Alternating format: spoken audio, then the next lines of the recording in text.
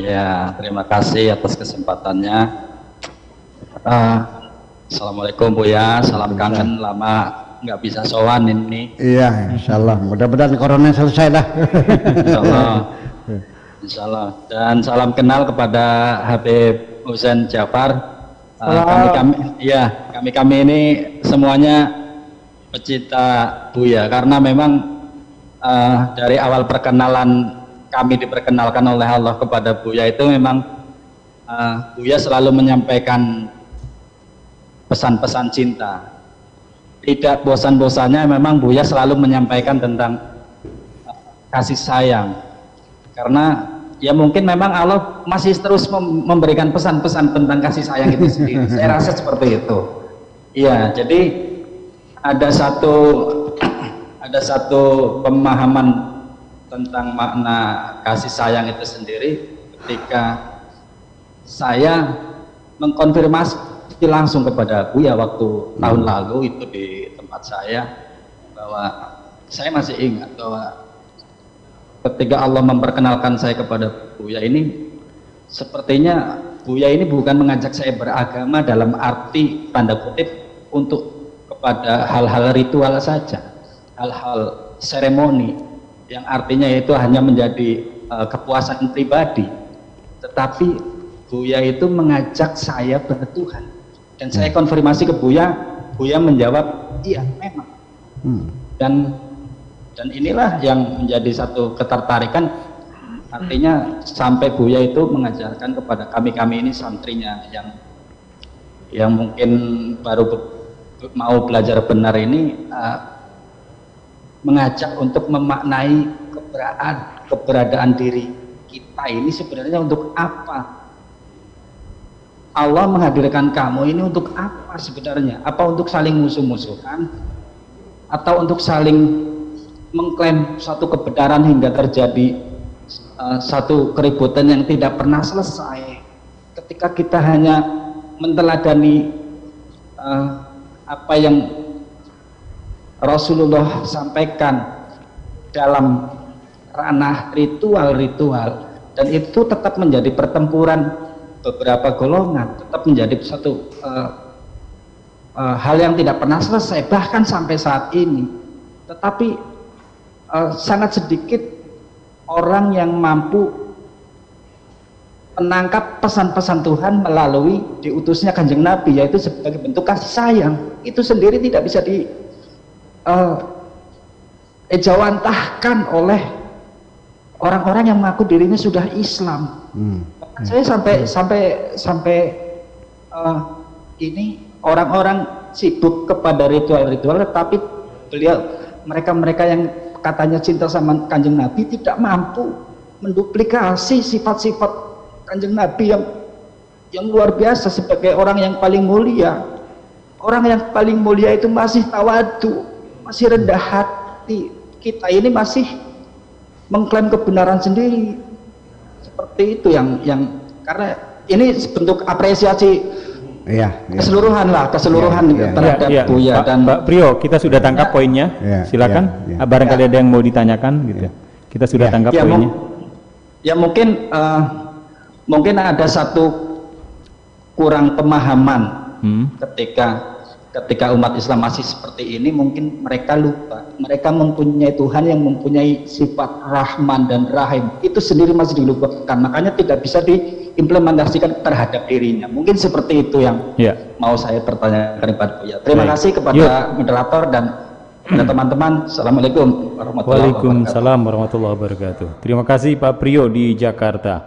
Ya, Buya, tanggapannya? Ya memang seperti itulah. Makanya kalau pengajian kita kan motonya kan berbagi kebahagiaan. Ini banyak orang dia bersyukur mendapatkan Al-Quran, tetapi dampak psikologisnya dia itu bahasa Jawanya kecrek gitu. Berkeluh kesah, kok sulit banget sih, ini nggak boleh, ini nggak boleh, ini boleh. Akhirnya kan keterbatas, seperti merasa terbelenggu dengan Al-Quran. Akhirnya itulah sebabnya maka Al-Quran diturunkan dikatakan oleh Tuhan di situ, wa ma anzalna 'alaikal qur'ana litashqa. Kami turunkan Al-Quran kepadamu bukan membuat kamu jadi sengsara, tidak, tapi membuat kamu bahagia. Berarti kamu salah paham. Sebab bagaimanapun juga akhirnya di puncak yang tertinggi adalah kasih sayang juga pada akhirnya mah. Kalau bukan karena kasih sayang Tuhan, belum tentu kamu masih bisa hidup sekarang. Udah dipunahkan dari dulu. Apa sih kebaikanmu di dunia ini? Iya. Jadi itulah makanya sifat Tuhan itu banyak. Ya, syadidul iqab juga sifat Tuhan. Ya. Al-Muntaqimu juga sifat Tuhan, Sari'ul Hisab juga sifat Tuhan. Tetapi itu kan hanya sekali-kali dimunculkan ketika kita melakukan dosa-dosa. Tetapi kata Rahman dan Rahim sebagai simbol kasih sayang itu sendiri bertubi-tubi dan hampir setiap lembaran tidak lepas. Jadi kita harus lebih didominasi oleh Rahman dan Rahim itu. Jadi syadidul iqab itu, sari'ul hisab itu, al-muntaqimu itu Allah maha pendendam, Allah maha hebat sisanya, syadidul iqab sebagainya. Itu munculnya pada saat Anda akan melakukan suatu kejahatan. Ini akhafu in asaitu rabbi adaba yaumin atim. Itu yang persoalan. Tapi dalam keseharian sepanjang Anda bernapas, itu adalah Rahman dan Rahim itu sebetulnya mah, iya kan? Nah, sehingga kata basmalah ini sendiri akhirnya kembali itu dianjurkan kita ketika akan melakukan apapun kebaikan-kebaikan atau rutinitas kita, makan, minum, tidur dan sebagainya, jangan lupa untuk selalu mengatakan Bismillahirrahmanirrahim. Dan hadisnya masyhur banget nih, kullu amrin dzibalin la yubda'u fihi bi Bismillahirrahmanirrahim fa huwa aqta, wa fi riwayatin fa huwa abtar dan sebagainya.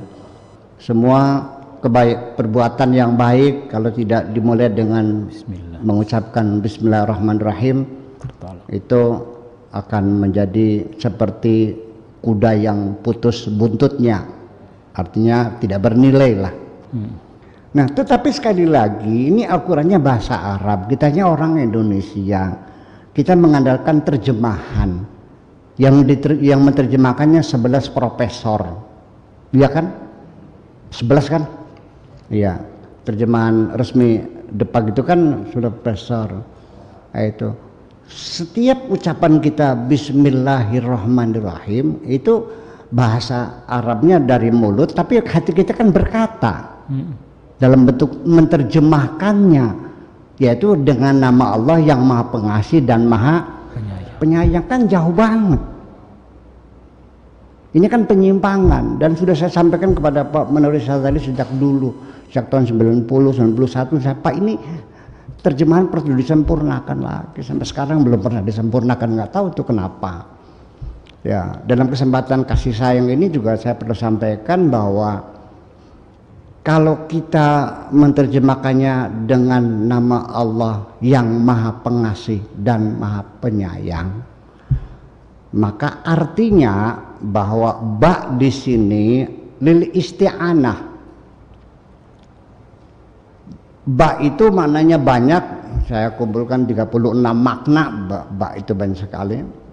Ada bahasa babiyah, ada ba apalagi ba kosam, ada ba isti'anah, ada ba macam-macam ba kan gitu.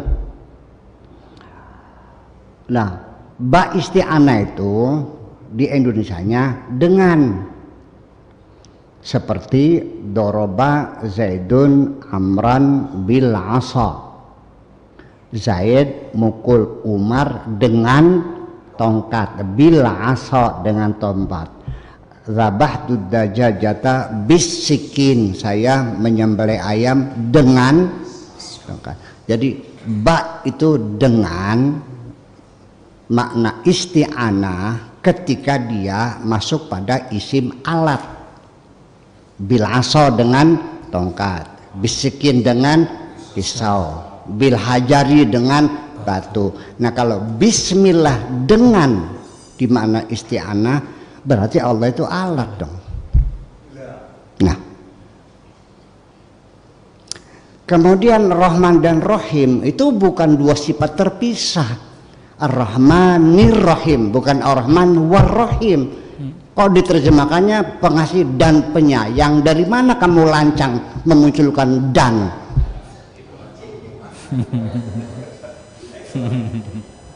Saya punya kekasih, orangnya hitam manis, artinya cantik jelita kan? Keistimewaan perempuan yang hitam manis itu kalau dipandang-pandang nggak pernah jemu. Betul nggak? Si hitam manis pandang jemu. Jadi memberikan satu image bahwa ini perempuan cantik sekali dan tidak pernah membosankan kecantikannya.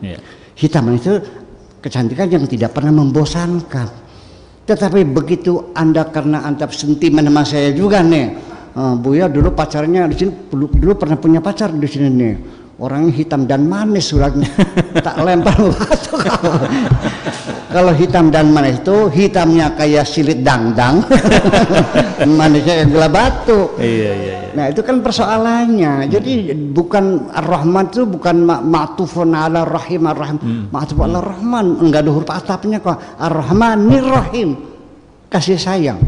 Jadi Allah yang maha kasih sayang, atau maha pengasih des maha penyayang. Ada lagi juga maaf dengan Allah lagi yang maha pengasih, lagi nggak tahu lagi mancing barangkali. Ya ini perlu diterjemahkan karena bagaimanapun ini bersama masalah akidah. Iya. Nah, kenapa kita harus mengatakan Rahman Rahim setiap langkah kita, supaya kita tersugesti, self suggestion dalam diri kita sendiri bahwa Allah itu maha pengasih penyayang. Iya, jadi artinya berdasarkan suatu kepercayaan bahwa apapun yang kulakukan dengan seizinnya.